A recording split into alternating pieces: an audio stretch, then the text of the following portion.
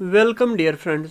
Indian geography के lecture 2 में हमने फिजियोग्राफी ऑफ इंडिया का दूसरा पार्ट पढ़ा था।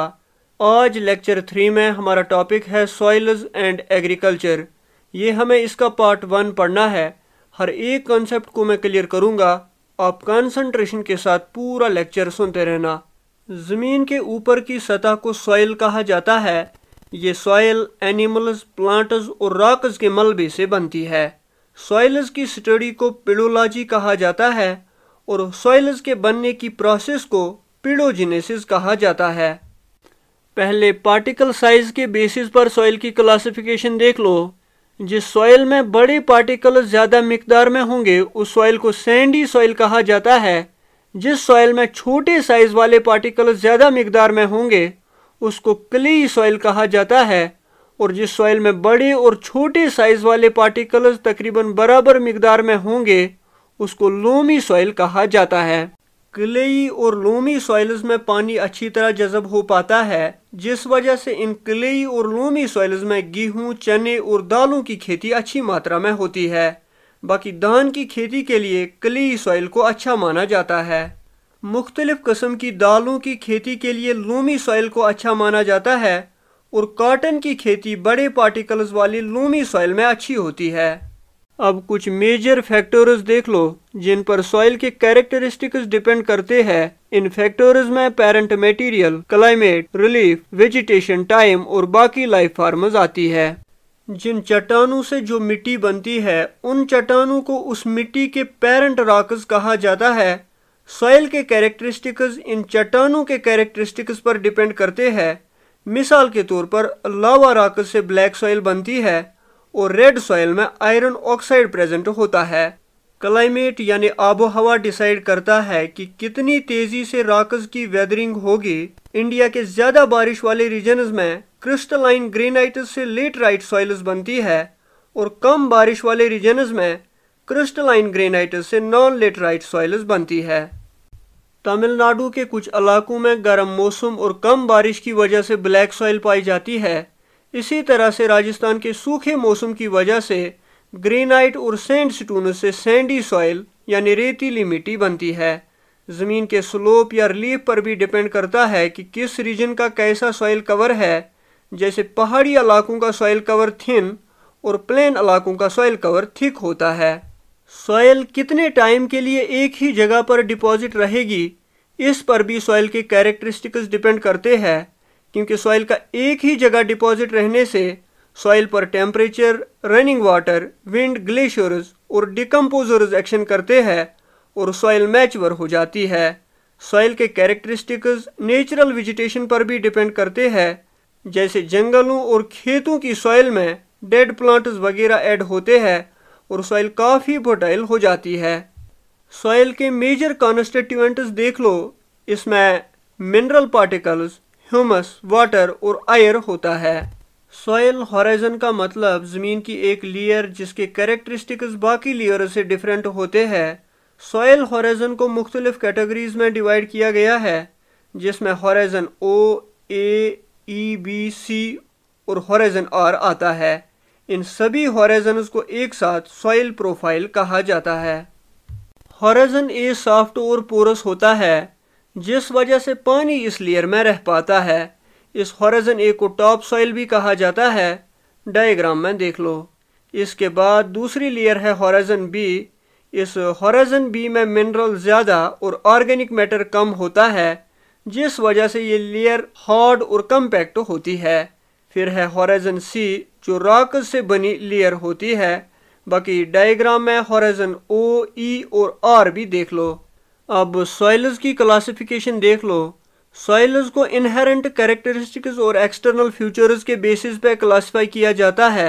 इन इनहेरेंट कैरेक्टरिस्टिक्स और एक्सटर्नल फीचर्स में सॉइल का texture, colour, slope of land और मॉइस्चर कंटेंट आता है। इंडिया की सॉइल्स को भी डिफरेंट टाइप्स में क्लासिफाई किया गया है, जिसमें alluvial soils, black soils, red and yellow, laterite, arid, mountainous, सेलाइन और पीटी सॉइल्स आती है।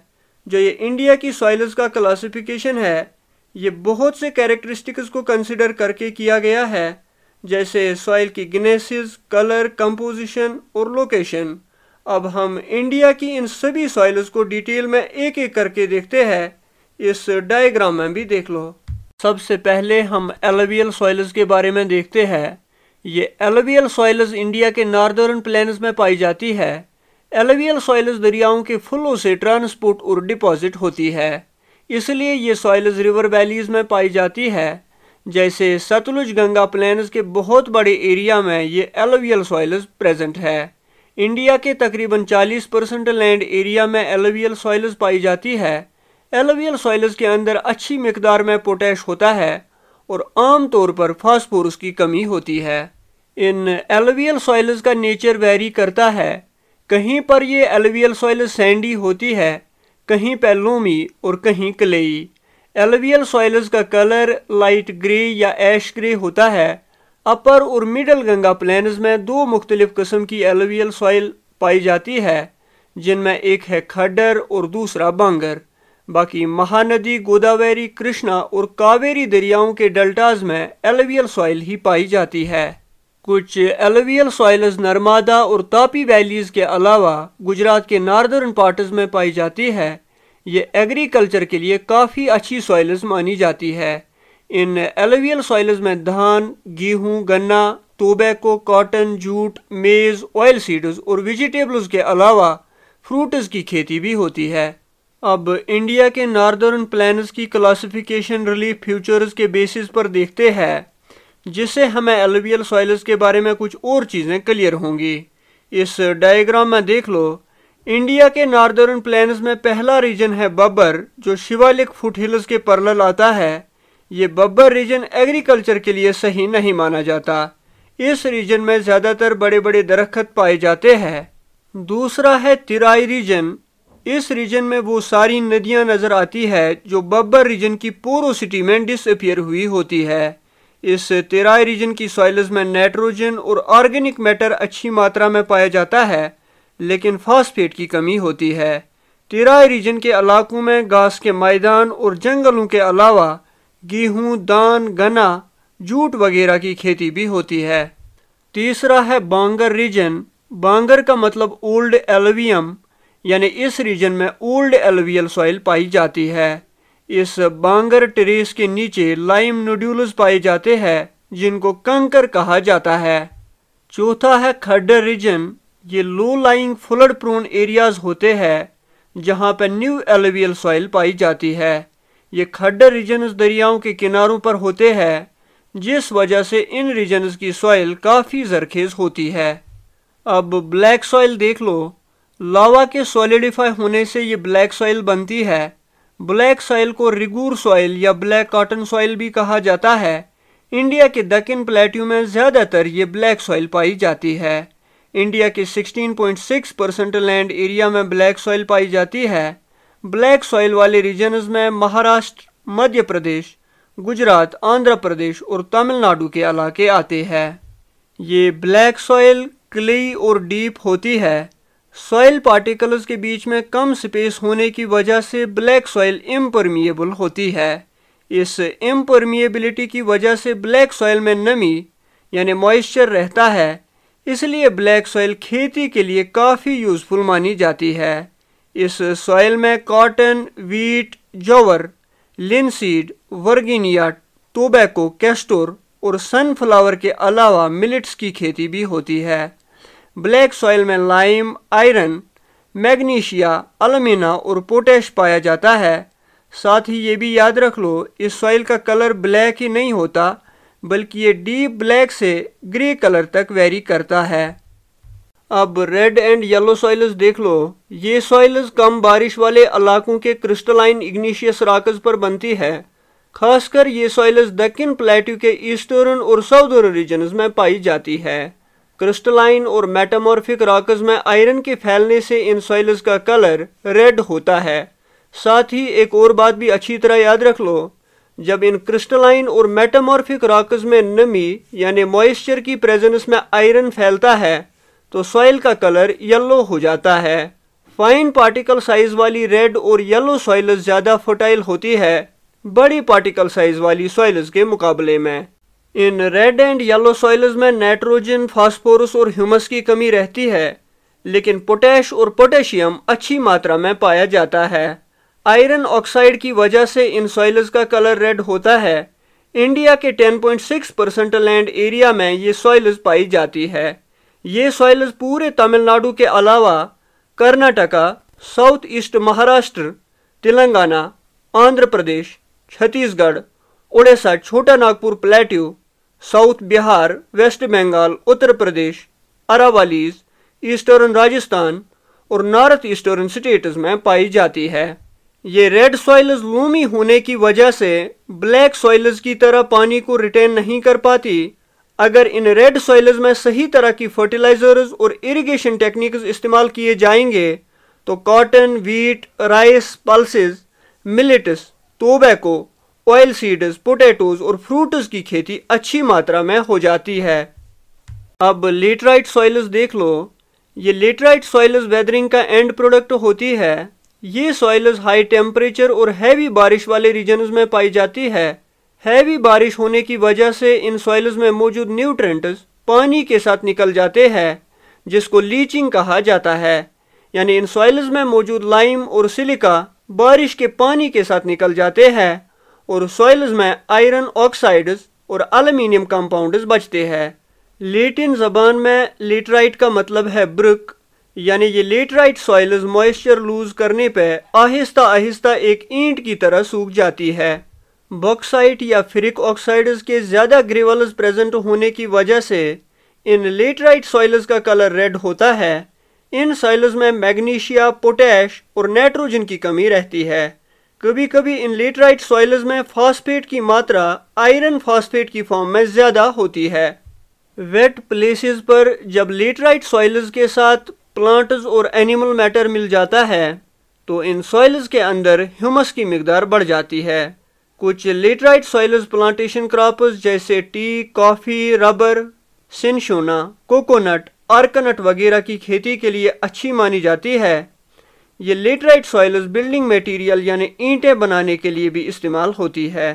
ज़्यादातर ये लेटराइट सॉइल्स कर्नाटका, केरला, तमिलनाडु और मध्य प्रदेश में पाई जाती है। इसके साथ साथ ये सॉइल्स उड़ीसा और आसाम के पहाड़ी इलाकों में भी पाई जाती है। अब एरिड सॉइल्स देख लो। ये एरिड सॉइल्स उन इलाकों में पाई जाती है जहां 50 सेंटीमीटर से भी कम बारिश होती है। ये सॉइल्स बड़े पार्टिकल्स की होती है यानी रेतीली, जिस वजह से सॉइल पार्टिकल्स के बीच में ज़्यादा वॉइड्स होती है। इसको पोरोसिटी कहा जाता है। ज़्यादा एवापोरेशन की वजह से ये एरिड सॉइल सेलाइन यानी खारा होती है। इन एरिड सॉइल्स की निचली लेयर्स में कैल्शियम की मिकदार ज़्यादा होती है, इसलिए इन निचली लेयर्स में ज़्यादा कंकर पाए जाते हैं। एरिड सॉइल्स में ह्यूमस और ऑर्गेनिक मैटर कम मात्रा में पाया जाता है। ये एरिड सॉइल्स आमतौर पर वेस्टर्न राजस्थान में डेवलप हुई है। इन सॉइल्स में जौवर, बाजरा, रिगी और ऑयल सीड्स जैसे फसल उगाए जाते हैं, क्योंकि इन फसलों को ज़्यादा पानी की ज़रूरत नहीं होती। अब माउंटेन सॉइल्स देख लो। पहाड़ों का ज़्यादा ढलान और ज़्यादा बारिश होने की वजह से इन माउंटेन सॉइल्स में सॉइल इरोजन होने के ज़्यादा चांसेस रहते हैं। ये माउंटेन सॉइल कवर थिन और इनफर्टाइल होता है। इन माउंटेन सॉइल्स में पोटैश, फास्फोरस और लाइम की डिफिशियंसी होती है, लेकिन ह्यूमस ज़्यादा मात्रा में पाया जाता है। इन माउंटेन सॉइल्स में टी, कॉफ़ी, स्पाइसेस और ट्रॉपिकल फ्रूट्स की खेती होती है। ये सॉइल्स जम्मू एंड कश्मीर, हिमाचल प्रदेश, उत्तराखंड, आसाम, सिक्किम और अरुणाचल प्रदेश में पाई जाती है। अब सेलाइन सॉइल्स देख लो। इन सॉइल्स में सोडियम, पोटेशियम और मैग्नीशियम अच्छी मात्रा में पाया जाता है, जिस वजह से ये सेलाइन सॉइल्स फर्टाइल नहीं होती और इन सॉइल्स में कोई भी वेजिटेशन ग्रो नहीं होती। सूखा मौसम और पुअर ड्रेनेज सिस्टम की वजह से सेलाइन सॉइल्स में साल्ट्स की मिकदार ज़्यादा होती है। ये सेलाइन सॉइल्स बंजर और दलदल वाले इलाकों में पाई जाती है। ड्राई क्लाइमेट, पुअर ड्रेनेज और हाई एवापोरेशन की वजह से ये सॉइल्स ज़्यादा सेलाइन यानी नमकीन होती है। इन सॉइल्स में नाइट्रोजन और कैल्शियम की कमी होती है। ये सॉइल्स ज़्यादातर वेस्टर्न गुजरात, ईस्टर्न कोस्ट के डेल्टाज और वेस्ट बंगाल के सुंदरबन एरियाज में पाई जाती है। अब पीटी सॉइल्स देख लो। जब ज़्यादा बारिश और ज़्यादा नमी वाले इलाकों में डेड ऑर्गेनिक मैटर जमा हो जाता है तो पीटी सॉइल्स बनती है। ये सॉइल्स हैवी और ब्लैक कलर की होती है। ये पीटी सॉइल्स ज़्यादातर Bihar, southern part of Uttarakhand के अलावा वेस्ट बंगाल, उड़ीसा और तमिलनाडु के कोस्टल एरियाज में पाई जाती है।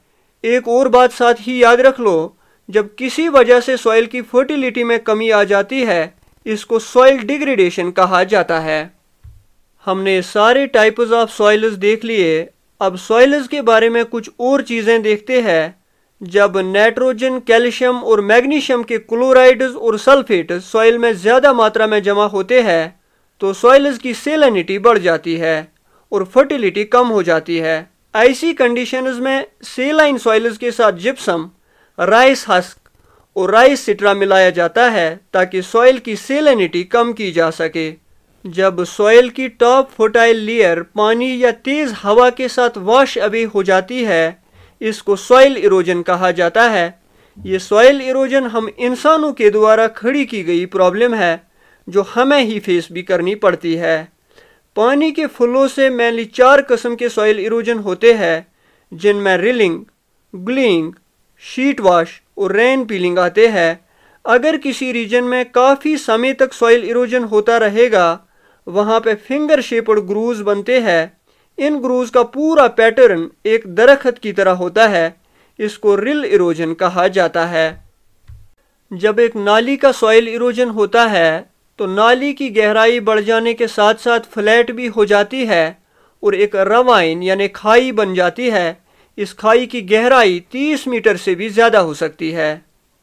जब पानी या तेज़ हवाओं की वजह से सॉइल का टॉप शीट पूरी तरह वॉश अवे हो जाता है और वहाँ पे सिर्फ बंजर चट्टान रहती है इसको शीट इरोजन कहा जाता है। ईस्चुरी का मतलब दरिया का चौड़ा दहाना जहाँ समुद्र की लहरें पहुँचती है। इन ईस्चुरीज में समुद्री लहरों से गड्ढे बन जाते हैं जिस वजह से आसपास के किनारों को काफ़ी नुकसान पहुंचता है। इसको सी इरोजन कहा जाता है।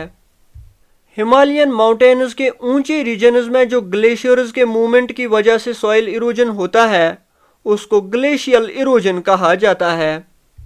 विंड इरोजन को एओलिन इरोजन भी कहा जाता है। ये विंड इरोजन बंजर और निस्फ बंजर वाले इलाकों में वाज़िह तौर नज़र आता है। साथ ही ये भी याद रख लो सहरा यानी डेजर्ट्स के अराउंड इस विंड इरोजन की वजह से जब लैंड डिग्रेडेशन हो जाता है इसको डेजर्टिफिकेशन कहा जाता है यानी डेजर्ट का एरिया विंड इरोजन की वजह से बढ़ जाता है। अब सॉइल इरोजन के रीजन्स देख लो। इनमें overgrazing, deforestation, wind, glaciers, slope, heavy rainfall, faulty methods of agriculture, over irrigation और शिफ्टिंग एग्रीकल्चर के अलावा कुछ एंथ्रोपोजेनिक यानी ह्यूमन इंड्यूस्ड काजेज भी है जिनमें माइनिंग, इंडस्ट्रियल एक्टिविटीज़ वगैरह आती है। सॉइल इरोजन के कुछ इफेक्ट्स देख लो। इस सॉइल इरोजन की वजह से टॉप फर्टाइल सॉइल लॉस होती है। अंडरग्राउंड वाटर टेबल नीचे चला जाता है जिस वजह से सॉइल मॉइस्चर कम हो जाता है। ज़मीन पर मौजूद पेड़ पौधे सूखने लगते हैं और बंजर ज़मीन का एरिया बढ़ जाता है। कहत साली और सैलाब भी आ जाते हैं। अब सॉइल इरोजन से ज़मीन को बचाने के कुछ टेक्निक्स देख लो। इसमें एक टेक्निक है टेरेस फार्मिंग। टेरेस फार्मिंग से पहाड़ी इलाकों में खेती करने के लिए सेटअप्स बनाए जाते हैं ताकि पहाड़ी से आने वाले पानी की स्पीड कम हो सके और ये सेटअप्स बंडर्स का काम भी करते हैं और सॉइल को वॉश अवे होने से बचाते हैं। इस डायग्राम में देख लो। ये टेरेस फार्मिंग ज़्यादातर अंडर डेवलप्ड कंट्रीज़ में होती है क्योंकि इन टेरेस फार्मिंग वाले रीजन्स में मैकेनाइज्ड इक्विपमेंट्स को नहीं पहुंचाया जा सकता। दूसरा टेक्निक है कंटूर प्लोइंग। इसमें पहले कंटूर का मतलब देख लो। जब हम उन पॉइंट्स को आपस में कनेक्ट करते हैं जिनका स्लोप या एलिवेशन सेम होता है उन पॉइंट्स से बनने वाली लाइन को कंटूर लाइन कहा जाता है। यानी इस कंटूर प्लोइंग में सेम स्लोप वाली लाइन्स के अलोंग प्लोइंग होती है। इस डायग्राम में देख लो। ऐसा करने से रेन वाटर या सरफेस रन ऑफ सॉइल को इरोड नहीं कर पाता। ये कंटूर्स बंड्स की तरह काम करते हैं और पानी सॉइल के अंदर आहिस्ता आहिस्ता चला जाता है और सॉइल इरोजन नहीं होता। तीसरा टेक्निक है कंटूर बैरियर्स या कंटूर ट्रंचिंग। इसमें कंटूर लाइन्स के अलॉन्ग मुख्तलिफ फासलों पर ट्रंचेस बनाए जाते हैं जिनकी विड्थ 2 फीट और डेप्थ 1 फीट होती है। डायग्राम में देख लो। ये कंटूर बैरियर पानी की स्पीड को कम करते हैं, सॉइल इरोजन भी कम से कम होता है और खेतों से फर्टाइल सॉइल वॉश अवे नहीं होती। सॉइल इरोजन से बचने का एक टेक्निक है एफॉरेस्ट्रेशन, यानी हमें ज़्यादा से ज़्यादा खेतों, पहाड़ों, बंजरों वगैरह के आसपास दरख्त लगाने चाहिए। इसे सॉइल के अंदर पानी भी रिटेन कर पाता है। एक टेक्निक है शेल्टर बेल्ट्स। इसमें खेतों के आसपास दरख्त रोज में उगाए जाते हैं ताकि खेतों को विंड इरोजन से बचाया जा सके। इन दरख्तों के रोज को विंड ब्रेकर्स भी कहा जाता है। कवर क्रॉप्स या क्रॉप रोटेशन में एक खेत के अंदर हर साल मुख्तलिफ किस्म के फसल उगाए जाते हैं। ऐसा करने से सॉइल की फर्टिलिटी बचाने में मदद मिलता है क्योंकि मुख्तलिफ फसलों को मुख्तलिफ किस्म के न्यूट्रेंट्स चाहिए होते हैं ग्रो करने के लिए। इस क्रॉप रोटेशन से सॉइल को खोए हुए न्यूट्रेंट्स रेस्टोर करने के लिए लंबा वक्त मिलता है। इस क्रॉप रोटेशन में लिग्यूम्स, सफ़ेद शलजम, गाजर और मुख्तलिफ मसालों को कैश क्रॉप्स के साथ रोटेट किया जाता है। इससे नाइट्रोजन और बाकी कुछ इंपॉर्टेंट न्यूट्रेंट सॉइल के अंदर बढ़ जाते हैं। साथ ही वीड्स की ग्रोथ कम हो जाती है और सॉइल फर्टिलिटी भी बढ़ जाती है। नो टिल फार्मिंग को जीरो टिलेज या डायरेक्ट ड्रिलिंग भी कहा जाता है। इस टिलिंग का मतलब ज़मीन को ट्रैक्टर या हल से खेती के लिए तैयार करना। नो टिल फार्मिंग का मतलब सॉइल को ट्रैक्टर या हल से डिस्टर्ब किए बिना खेती के लिए तैयार करना होता है। ऐसा करने से पानी की मिकदार सॉइल के अंदर बढ़ जाती है। साथ ही ऑर्गेनिक मैटर और न्यूट्रेंट्स भी सॉइल के अंदर बढ़ जाते हैं और सॉइल अपनी जगह पर टिकी रहती है। सॉइल इरोजन कंट्रोल करने का एक और तरीका है स्ट्रिप क्रॉपिंग। इसमें एक खेत के अंदर मुख्तलिफ फसलें अलग अलग स्ट्रिप्स में उगाई जाती है ताकि तेज़ हवाओं का असर ज़मीन पर कम से कम पड़े। इस डायग्राम में देख लो। ये स्ट्रिप क्रॉपिंग ज़्यादा ढलान वाले इलाकों में की जाती है और वहाँ पे की जाती है जहाँ सॉइल इरोजन से बचने का कोई और तरीका ना हो। इस स्ट्रिप क्रॉपिंग में एक होता है कंटूर स्ट्रिप क्रॉपिंग जिसमें सॉइल प्रोटेक्टिंग क्रॉप्स और इरोजन परमिटिंग क्रॉप्स को एक खेत के अल्टरनेट स्ट्रिप्स पर उगाया जाता है। ये क्रॉप स्ट्रिप्स खेत के अक्रॉस द स्लोप होती है। दूसरा है फील्ड स्ट्रिप क्रॉपिंग। इसमें पैरेलल क्रॉप स्ट्रिप्स खेत के अक्रॉस द स्लोप होती है। मुल्चेस उन मटेरियल्स को कहा जाता है जो सॉइल सरफेस के ऊपर रखे जाते हैं ताकि सॉइल का मॉइस्चर मेंटेन रह पाए और सॉइल की कंडीशन भी इम्प्रूव हो जाए। ये मुल्चेस ऑर्गेनिक मटेरियल भी होते हैं और इनऑर्गेनिक भी। ऑर्गेनिक मुल्चेस में ग्रास चिपिंग्स, सिट्रा, बार्क चिप्स वगैरह आती है और इनऑर्गेनिक मुल्चेस में स्टोन्स, ब्रिक चिप्स और प्लास्टिक आता है। सॉइल इरोजन कंट्रोल करने का एक तरीका है डैम्स तामीर करना। ये डैम्स दरियाओं के अपर कोर्सेज में तामीर किए जाते हैं ताकि पानी की स्पीड को कंट्रोल किया जा सके और पानी को स्टोर भी किया जा सके। Thank you.